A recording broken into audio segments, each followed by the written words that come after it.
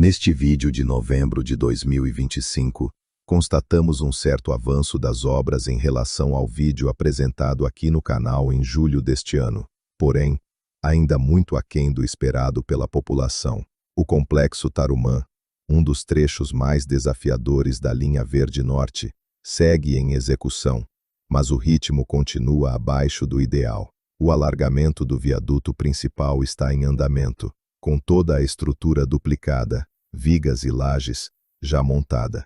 A ampliação promete mais capacidade e segurança ao tráfego, com 3 faixas por sentido e uma canaleta exclusiva para ônibus, integrando melhor o transporte coletivo da região. Entretanto, o que se observa neste mês é que a obra ainda exige ajustes e acabamentos importantes. As equipes continuam atuando em drenagem profunda, pavimentação definitiva, meio-fio, calçadas, além de paisagismo e sinalização.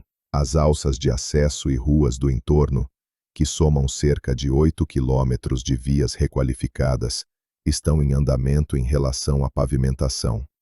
Mesmo com o avanço estrutural, bloqueios e desvios pontuais ainda afetam o tráfego na Avenida Victor Ferreira do Amaral, enquanto são concluídas as camadas finais de asfalto e as conexões das marginais e canaletas. A obra, que promete transformar o fluxo viário da região, mantém o cronograma contratual com entrega total prevista para 2026, mas o sentimento geral é de expectativa e também de cobrança, para que o Complexo Tarumã finalmente entregue a fluidez e modernidade prometidas à população curitibana.